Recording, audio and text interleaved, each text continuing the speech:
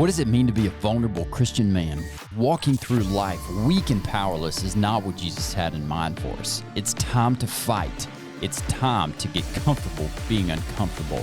We are Obi, Sean, Brandon, and Shane, and this is The Uncomfortable Hello and welcome Truth. back to The Uncomfortable Truth. We did an uncomfortable intro on the last episode. If you have not seen that one, you need to go back and watch that with Chris and Julie Englerth. You need to see that first, tell a little bit of their story about their marriage, all the great things. And we asked them to do an a cappella version of a song, and it was a little bit uncomfortable. She was shaking over here a little bit. Chris, I feel like you rolled He's just the coolest. with that. Yeah, you're a Calm, cool cucumber. Collected, man. As cool Awesome. as it gets. So it's a little bit less uncomfortable now because you got a little experience under your belt, but that went so swimmingly well that we are going to do that again. And you guys, your ears are going to be blessed. So this is an original. They're going to sing a snippet of called an original written by Julie Englerth. And Chris and Chris. and our pastor. Pastor Tim. Inspired by the Lord. Mm-hmm. It's called Greater Than the Grave. All right, guys, take it away. Oh, hallelujah. It is finished. Death is defeated. Jesus, you're greater, you're greater. Hallelujah. It is finished. Death is defeated. Jesus, you're greater, you're greater. You heal me, you free me. I'll never be the same. Redeemer, our Savior, you're greater than the grave. Oh, man. I got chills. Tear. That is, oh, my goodness. That's so awesome. awesome. That's So- called Greater Than the Grave. Yes, we got to record it on Saturday night with our church, live in our church, with the church, singing their hearts out. So you were fired up, Oh, right? I mean, as fired up as it gets. I got to That tell you, is music is definitely like a very prominent way the Holy Spirit speaks to me, and I just dig it. I mean, I love it. I'm so like definitely one of the best podcasts already. It's it is You top. know, So fun. it is fun. It's in the top two, Okay. and the other one we just did with them before is in the top two as well. So Do you you guys make your remember- assumptions there. Zach Bott. Oh yeah. Oh yeah, Byron. Zach. He's on staff at HighRidge as well with us. He's a student pastor and creative pastor, but before he ever was that, he's one of the most fantastic drummers. He played on the live recording, but he also was so pivotal in workshopping the song.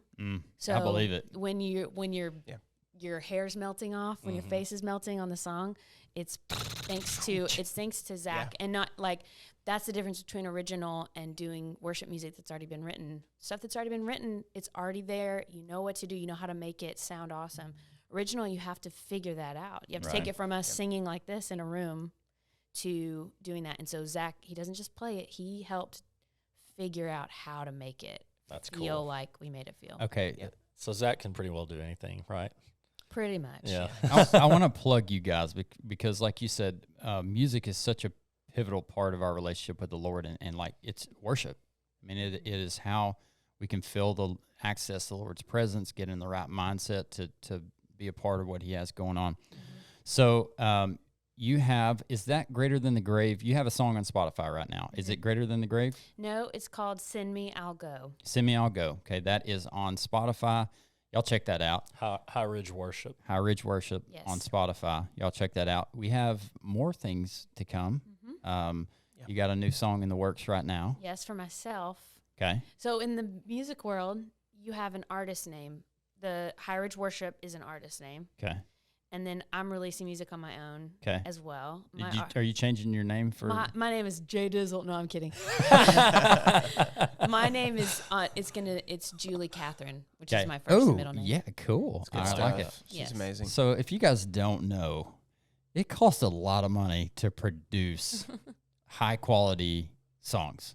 Yep. It costs a lot of money to produce high quality creative artistic stuff, period. But this it's not cheap and it's not free. So one thing, if you guys were blessed by that, and would like to donate towards her cause of creating this next new amazing song, then you can do one of two things. You can just send her some money on Venmo. It's at Julie Englerth. That's JULIE dot Englerth. No. Or no dot. Dash. It was like Julie Dash. Julie Englerth, dash yeah. Englerth. Last name spelled ENGLERTH. That would be for Julie Katherine. That'd be for Julie Katherine, and that's fine. Okay, I'm just letting you know. And then but you can maybe we also can put it in the link, or maybe we can. we'll just put it in the description. Yeah. Her Venmo name. You can also, if you want to make a tax-free donation, Uncomfortable Truth is tax-free. Cool. We are a nonprofit, so you could just write a check to Uncomfortable Truth, and we'll just transfer that money to Julie Katherine to create the song and the experience that she wants to create. That's right. Okay, we were going to go in a different direction, but I want to touch on, I love the creative process. Everybody's creative process is different. That's why it's creative. You are pretty darn creative yourself. That's Yes. what it's. So. It's was one one of of the my- reasons that I love the creative process, because it just resonates with me. It was one of the reasons why I loved working with you. I was shocked at how creative you were and how excited you were. I was like, so what do you want me to do? You were like, just try, just go. It just And I was be like, creative. okay. And He I always like shocks did- me too. It was Creative. awesome. Everything he does. Stop it. Yeah. Stop it. Stop it. No, it was a fun environment creatively. So, what's your process when writing a song? Like, how do you get in the mindset? How do you get from zero to hero when you're writing a song? You want me to answer that? Oh yeah. I think he's asking you. Okay. About, yeah. Well, Well- if you're a part of it, tag in. Well, right now with worship, since he came on in 2020 full time, he's really been keeping the hand on the wheel of the worship pastoring, and what that gave me margin to start stepping into creative. So I'm a little bit of the spark, but definitely the process has included him, especially for HighRidge worship. So, but it kind of started with. It was kind of my thing, and I just knew that it was the right season. But some of the things that I've learned through the time has been that what I thought I could do on my own was exponentially multiplied when I got into a room talking about songwriting, and you can apply this to lots of things. But I was only getting so far by myself. But once I got with someone who knew what they were doing, because there were lots of things that I hadn't learned yet, it exploded. Collaboration. Oh my gosh. It's insane. That's how Send Me I'll Go happened. And once I started going out and connecting at songwriting camps, and once I did that and learned how to co-write, I just started booking people to that I met, that I liked, and I liked what they were doing. I would ask them to Zoom with me and write a song over Zoom, and got my confidence, and we're doing okay. I'm not terrible at this, and I can trust my instinct. Once I kind of got my feet under me is when I came back to HighRidge, and Pastor Tim, he had already heard the first song I'd written, Send Me I'll Go, and I just was like, I wrote this song. He was like, and we're going to record it, which was amazing. Yeah. Awesome. That's what gave him the desire. He's the one who came and said, he had written this sermon series called Greater Than, and it was all about how God's greater than all of our idols. And he started identifying like common idols that we have that apply now, not the like bronze idols, but the fear of what people think or not having enough, those things. That's what that series was so powerful. He wanted to write a sermon for Easter called Greater Than the Grave, right? Okay. So he came to me and said, I want you to write a song called Greater Than the Grave. And I had been doing all this work of like working creatively, learning how to collaborate. I said, PT, it's not even a question if we can do this. Like, let's set up a time right now. He's musical. He was a worship pastor. Okay. Awesome. I didn't know that. Yep. Yes. Oh my gosh. We need to get PT on the show. No Come on. kidding. Oh, hey, Oh, okay, you- plug. yeah. His new super series that we're doing this fall is called Life in the Sweet Spot, How to Find the Heart of God in Every Circumstance. All right. And we are pumped about Let's it. go. Yeah. But anyways, he gave us good direction. He was there, and I said, I know how to do this. I know how to be in a room, and I know how to listen to people and help them and help a song come together. So that was Chris and PT and I's first time together as as three Yeah. to write together. But It was great. Was there ever a moment you said stop, collaborate? And listen, Ice Ice is is back with a brand new invention. Oh, man. Every time you say Something. collaborate, I'm like, I want to say it like, I want to say collaborate. You know, like I want to say it like, Rap it. Nice. yeah, Yeah. really fast. Wrap it. Yeah. Exactly. Kind of, you know, talking about my contribution a little bit in this process. I love coming and just being a support role. There's not a lot, like, I don't really have, like, lyrically, I don't have a lot of ideas, but I love bringing my guitar into the creative room and giving some musical voice to the writing. It's So all so so foreign, it's a lot of fun. foreign to me. Do you It think really is foreign. I'm amazed, and like, who knew there was a writers camp? You know, like, yeah. Oh. you know, I mean, like, I that's the first It's time I'd big ever time. heard that, and just everything that y'all are saying is really foreign to me because I've just never lived in that world. But it's super interesting. It's So, so fun. yeah, Yeah. I'm all about it. you guys want to write a song right now? Let's do it. If we had a guitar, Okay. next podcast. I think this should be a thing where we come in here and at least try to nail a chorus down It's or like something. Try Guys. You know, okay, Yeah. it The takes me people back. that know what they're doing can do it with anything. Yeah. The- No, we could do it. There was this guy. I'm no longer Have you scared. ever? I've told you about Zane Williams. Yeah, yeah. Have you ever heard of Zane You've Williams? told me about him. Okay. Okay. When we had Wait, dinner. Yes, at Doc's. That's Doc's right. Tacos. Hey, if you Yeah. guys haven't been to You've Doc's gotta Tacos, check it out. Google that guy. He does Nice. Music Mondays, and Yeah. every Monday, the first 10 words that he gets posted underneath, and they're the most unusual, crazy Yeah. words you've ever seen. The next Monday, he sings the song, Yeah. and it is like some of his number one hits on the radio Are from are that. from that. That's Yeah. nuts. Wow. I want to inspire somebody today. If you know in your heart that you could be labeled as a creative, let's talk about some of the challenges that you guys went through and you as a support role of taking that and knowing that in your heart, but before you were taking action, why weren't you taking action, and what spurred you on to actually taking action? Sure. I think it's just like the lie of like I don't have time, or just this big scary thing of writing a song. I'm always like the big picture always kind of scares me sometimes, and so I'm like I don't know where to start. Okay. Yeah. Getting Like some of started. those things, I don't know where to start. I don't know inspiration wise. So from your Yeah. point of view, you just needed a little bit of guidance of Yeah. this is step 1, 2, 3, and that's where we're gonna start. Don't worry about all that other stuff. For sure. Yeah. What was your role in Uh, stepping out of your comfort zone? Well, for me, there's always been, and I'm sure a lot of people resonate with this feeling, but I have always felt like there's this large gap between who I am and what type of people get to do all the things that I dreamed of doing. Does that make sense? Yes. Huge gap. There's Yes. a big door with a big lock on it. And one of these days, somebody's going to tap me on the shoulder and say, Julie, you can sing well enough to stand there, or you can be. And it was just like, there's no way I could ever do that. Or the way that I feel about myself can't be the way that people who are doing this feel about themselves. And I just get rid of all of that. Okay. Like- what do you think caused you to feel that way? I mean, you can name it in terms of like, I've had a great upbringing. I did not have like people telling me I you don't have couldn't do anything in your past like somebody's No. holding me down. I just made stuff up. I mean, not really, but it's like your brain will find whatever to justify why. Surely they're completely different than me. Your brain always goes to the comfortable. Mm-hmm. Like, what's going to cause me the less stress? So like my big thing was I always felt disconnected from the world because I lived in a small town and I went to a small church. I didn't feel like I was in a place full of opportunity. Okay.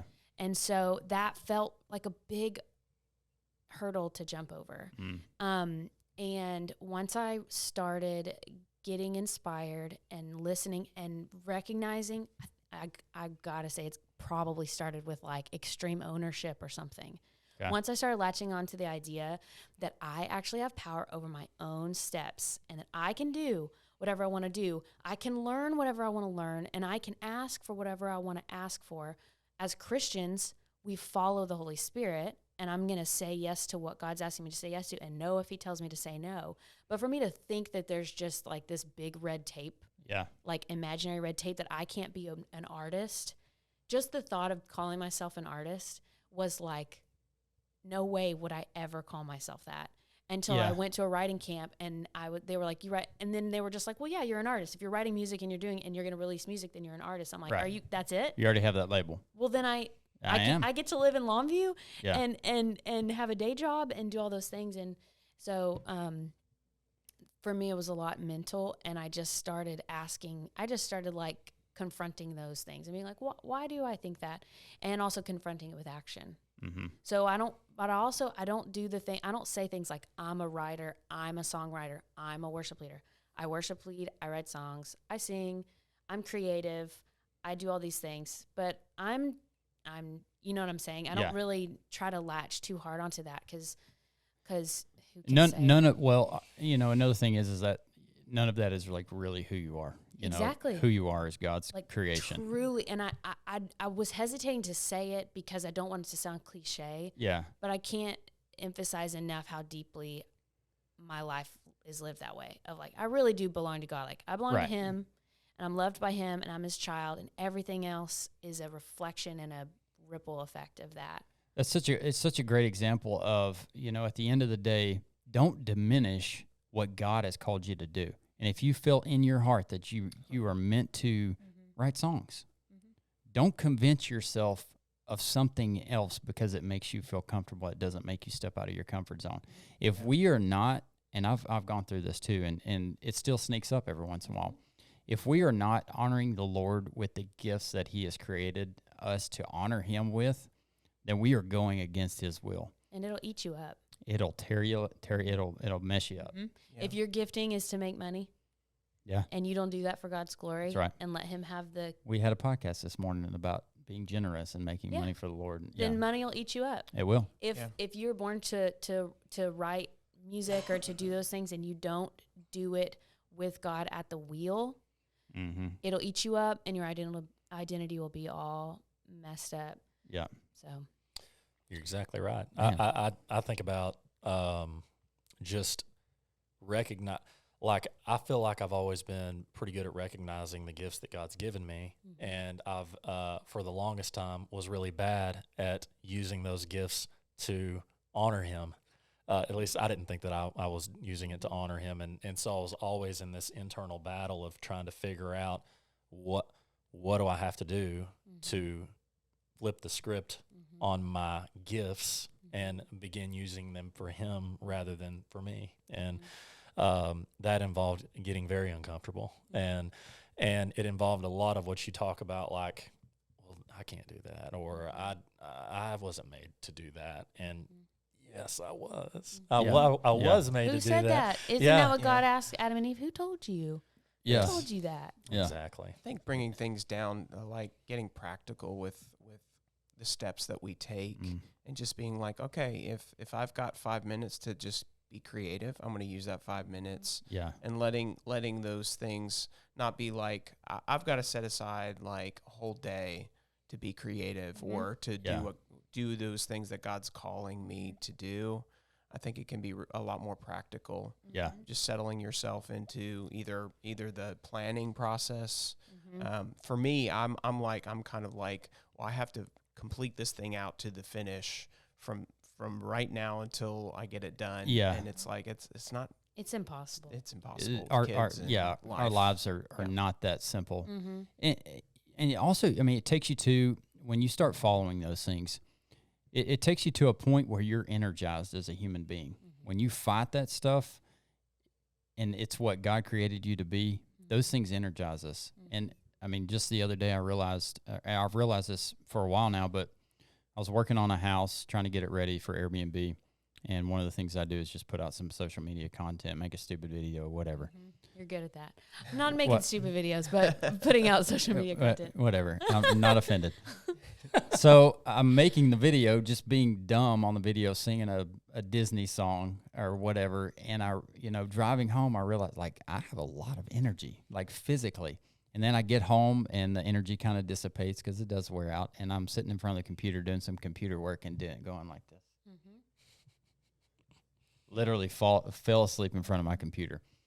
But those things that God created us to be fill our cup. Mm-hmm. And it's great for your cup to be full because then you can fill other people's cups. That's exactly right. And so when we're living in what God created us to do, we're able to make more of a difference. Yes.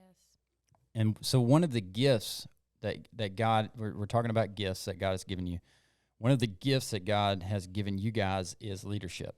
And I see between you two, I see a dynamic leadership where the two become one with you guys. Sure. But specifically in your church, you guys are building, you're team building. You're focusing a lot on team building right now with a healthy culture and specifically with volunteers. Let's talk about that. Team building with volunteers, building a culture. What are you guys doing that for, and how's that looked? For sure. A lot of times you look at ministries and they're kind of built on a face, of like, oh, that's the worship pastor and everybody else is just like behind the scenes or even just not up front. And so kind of our heart is to be leaders of leaders. And so that's a shift in your mindset of like, I'm not going to be here forever. I'm going to turn 80 one day and I won't be able to lead worship. And that's going to be okay. And the world's not going to fall apart if I don't get to sing the song. Right. I mean, I'm almost 40 and I still have that energy and excitement to lead worship every week. But there are younger people. There's generations underneath me that need to take that mantle. And it's always sad to see so many young people leave the church because they didn't have a space. They didn't have a place to serve.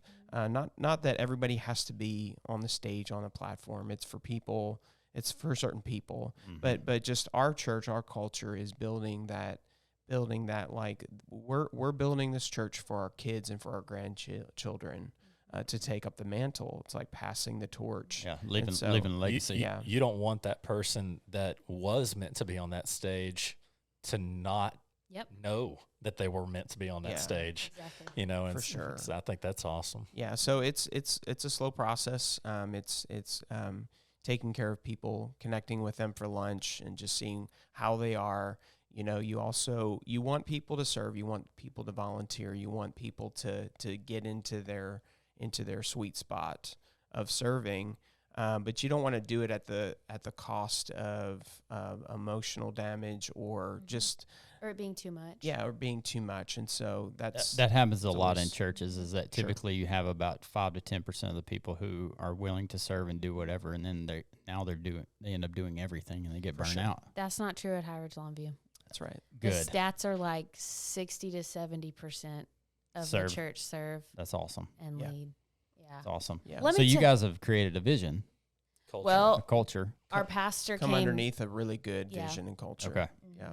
And we have an amazing pastor who's super focused on healthy leadership and a healthy church. And he really helped us grow. He really leveled us up when he came. Okay. We had a lot of the natural giftings and abilities to lead worship, even to pastor. That's like a gifting, like a biblical gifting mandate, those things. But he gave us practical tools on how to give away what we know, how to know when to let somebody else go for it. He gave us ways to hold a standard of excellence. That's really hard with volunteers too. Yeah. If you're not paying them, you can't fire them. And that might sound harsh. Well, you can't fire them. Well, what it feels like when it's done badly is it feels like rejection. Right. Instead of it being they'll like they won't come back to your church, and most likely they will not go back to church. Period. Yes, exactly. Sure. So then the question is, say you've got someone on your worship team that's a very specific skill that you need to have with whatever you're doing. Say someone isn't in the right spot, and they're really not as gifted as they are. They're not skilled, or they're not putting the time in, or whatever. The question is not how do you get them off your team, because they'll always be on your team because we're the body of Christ. How do you help them find the right place to serve that energizes them, that uses their giftings well? And so it's a completely different mind shift than like a manager just moving people around. So it's always relationship first. And the big thing that Pastor Doug, our executive pastor, who just came on in the last couple months. He's doing such a great job. He's such a he's a super intense and driven person, and everything. He's also family. He's also my brother-in-law, so I can punch him if I want to. No, he's a very strong person, but he's not. What it looks like when a really strong person listens to God and obeys Him is like the most beautiful thing. What He's been teaching us is just don't do anything until you. This might sound like no duh, but don't do anything until you ask the Holy Spirit, God, what do you want me to? How do you want me to handle this? Yeah, and typically, like really strong individuals, it's not a quality that is very widespread. They got everything. I got this on lock. Yeah, yeah. Just do what I say. We're not wise in our own eyes. We really follow the Lord because real life situations are sticky and tricky sometimes. Yeah. And so when you're dealing with volunteers, and I say that, when I say dealing with volunteers, that sounds so.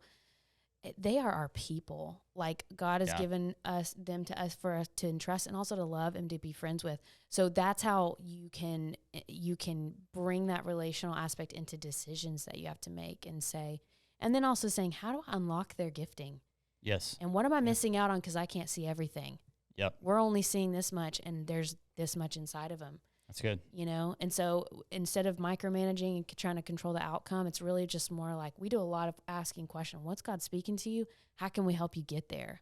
Yeah. I was watching a YouTube short the other day, and it was about money, but a millionaire was sitting down with a billionaire, and he said, hey, Wayne, what's the difference between a millionaire and a billionaire? And he said, millionaires know how to make money. He said, billionaires know how to help other people make money. Basically help other people be millionaires. And you can relate that to our Christian walk is like a millionaire and a billionaire. Being able to unlock somebody else's potential will create billionaires in the heavenly kingdom.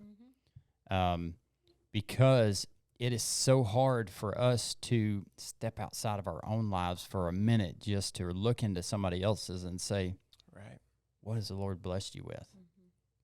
How can you make the greatest impact? You may not see it, That's but exactly I see it. It's really good. That is our whole thing. But here's the thing is we don't do that. It's really God who does it. We really just get to partner with God as we encourage people. I cannot manage. When you try to carry that on yourself, I got to get this person to be this good at this or figuring out these issues in their life. None of that. That's the Holy Spirit's job. My job is to say, I'm going to live my life in front of you. I'm going to cheer you on. If you want me to call you out, I will, but only if you ask me to. You know what I'm saying? Like we don't take authority where people don't give it to us. And anytime I feel in over my head, which is basically starting 2017, I was out farther than we've ever been before. I'm like, we're walking on water now, so who knows what's about to happen. We have 40-something people on our team. We serve 3 services a week. We have student services. We have nights of worship, all those things. It feels so far beyond what we're capable of doing, which is good. You must have some good volunteers. We do. Yeah. They The are best. They are family, and they are carrying the load with us spiritually, musically, joyfully, like energy-wise. There's just nothing we're doing on our own anymore. That's the thing about volunteers. I mean, like they're doing it for Jesus. That's right. I mean, they're doing it for Jesus. They're not getting paid. There's serving. Yeah. Serving the church. Just serving. And They're that's the best kind of people are volunteers. That Yes. There for the right reason. Awesome. Man, okay. If you guys listening or watching want Julie and Chris to be back on the show, leave a comment. Say, hey, we loved you being here. Come on. If you want to kick me and Obi off and let these guys run their own show, put it in the comments. We're happy to take a break. You should not have done that. Well, you know what? It's called the We uncomfortable. might be out. It's called the uncomfortable honestly truth. feel like the internet's big enough for 2 podcasts. I don't know. I don't know. I love what y'all are doing. This is so cool. Now, when we were at Doc's Tacos, when was it? 3 months ago? 3 or 4 months Something ago. like that. Literally, I didn't even know you had a podcast. I Yeah, was we were only like wigging 100 out. episode in. Amazing. I'm That's a so lot. Although I have impressed. sent it to Chris a few times. That was right when we were starting in here. Yeah, it was. I'm kidding. I don't know if I've sent it to you or not. You did. I'm I sure. did.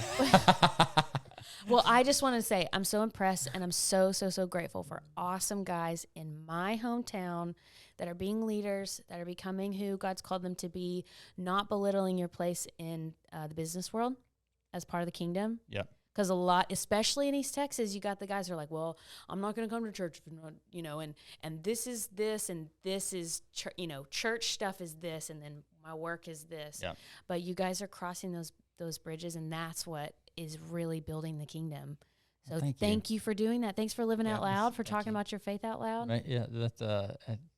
We feel yeah. pretty compelled. Yeah, we did. He's- We did. Good. What was that? Stop it. Stop it. No, it's in true humility that we are able to do this. There's a lot of things that lined up to make it happen, and it's all God ordained. 100%. And so if we do anything but give the credit to Him, then we're telling a lie. So we're not going to tell a lie today that God orchestrated this, and we're amazed to be a part of it. So He's using it. so glad to have y'all today. This Thank was you. awesome. Super cool. Thanks Thank for you. having us. Y'all are some of my favorite people. Y'all know that. We do not get to hang out near enough, but I'm thankful for the times that we do. For So sure. thank y'all. Nice. Appreciate y'all being here. If you would help us reach more people for Jesus, those like, share, subscribe buttons at the bottom. Kick those YouTube algorithms off to join the spider webs of the interwebs. Subscribe. Yep. Subscribe, all those things. Kick the day in the face, and we'll catch you on the next one.